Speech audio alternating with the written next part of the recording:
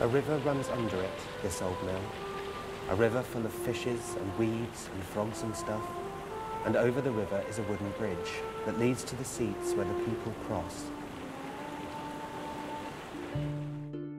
I once read that bricks can record sound, and I often wonder what it would be like to kind of play back all of the plays that have happened in this place, all in one great babble, and listen to them all, because there must be thousands, and remarkable things must have happened. You could hear the audience's conversation as well, and their reactions to it, a kind of critical and dramatic maelstrom. It'd be fantastic, wouldn't it?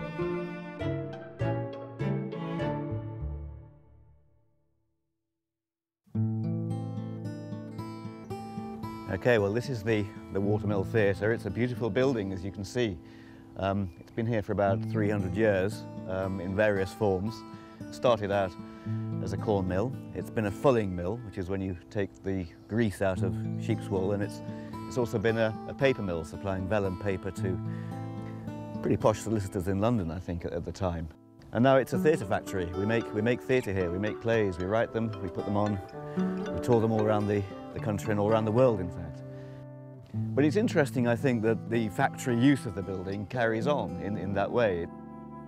So there are all sorts of clues lying around the building as to its previous uses, its industrial use, certainly, but also in later times its use as a theatre. There's the Tin Man over there, there are sculptures in the river, there are willow sculptures on the lawn. There's the wonderful poem in the mosaic. Tucked into the corner is a giant willow heron that few people ever come across, and it's quite shocking because it's so big and scary. You can see the old entrance of the building there, the white door, which is where the workers used to go in. It's now our mill store. And you can see remnants of what the building was used for lying around, the old main drive wheel there.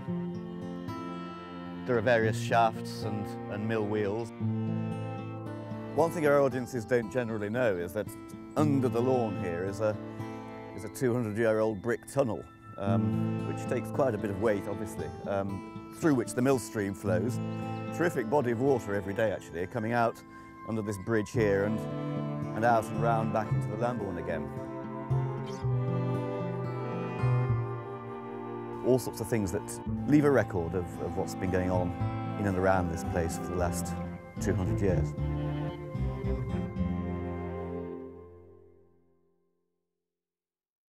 So we're in the foyer of the Watermill now. This was built by David Gollins, who owned and worked in the theatre with his mother, Judy Gollins, in the 60s. So this is when this was built. It's a beautiful, beautiful space, much loved by the audience, and marked by this fantastic spiral staircase and this single piece of oak, which goes all the way up to very nearly the roof. There's just 8 inches short at the top, so they had to put a block on to hold the roof.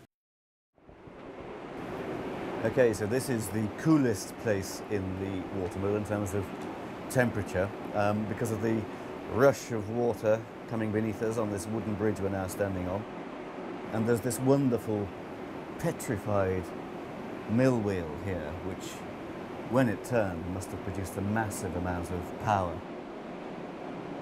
Obviously it doesn't move now, but there is this constant roar of water going beneath it. There's also, of course, a ghost story. There's always a ghost story in a theatre.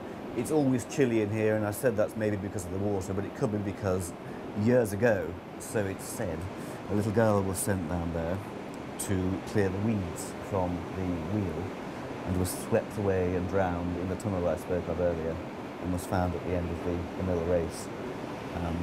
Now, various people who've worked here have said that they've been terrified of something creeping up behind them. I've felt it myself, but I'm not sure. We're all theatrical types and our imaginations are pretty vivid, but you never know.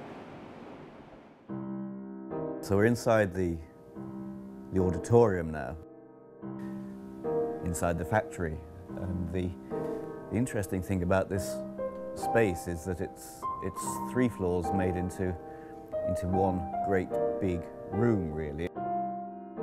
The main machine floor of the old mill, where the wheels would have turned, would have been supported by these massive beams which would have crossed the building.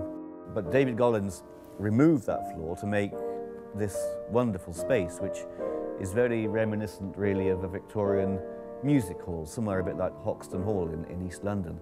And it's remarkable how easily a mill can turn itself into a theatre.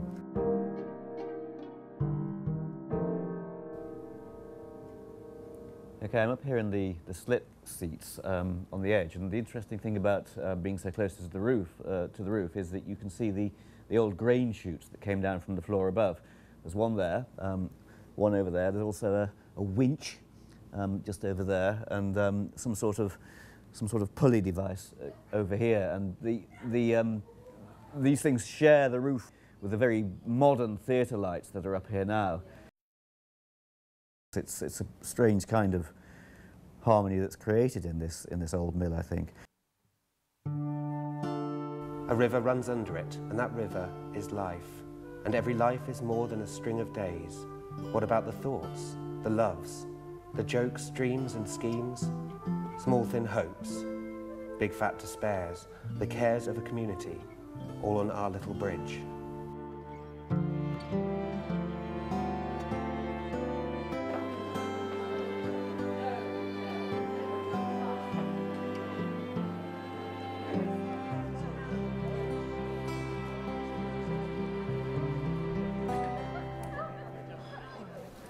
Acting at the Watermill it's such a privilege. It's got so much history, and I mean, the first time I personally stepped through the doors, came upstairs to the dressing room, you get a certain feeling come over you of like you're in a part of history, which you are, and what they've done to it, how they've transformed it, and how popular it's become, really speaks well of its character. Vis-à-vis the servants. There was a certain degree of coercion when I was alive, I have to say. It was a long walk on a wet day up that hill to perform for her ladyship.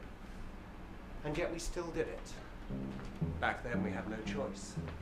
These were the things we had to do for our living, for our money, to support our families. Of course, there is a lot of waiting off stage when you're awaiting her ladyship's arrival. Certain things you have to do in life. This was one of mine. Okay, well, you join me now on the Watermill's very own grass sofa. It's really a barrier to stop the river behind me flooding out over the lawn and into the mill house, as it's done so many times in the past. It's just nice to sit here and enjoy it, really, and listen to the river flowing. It's a very creative feeling, and I think the audiences share that with everyone who works here. The idea that people just come here for a little while, they flow through the building, they walk onto the stage, strut their stuff, and then they go away. They flow away to other places and other challenges, and that's really what the Watermill is all about, giving people those opportunities, letting them float along a little bit like a paper boat, and then watching them go off into the distance. It's a great place.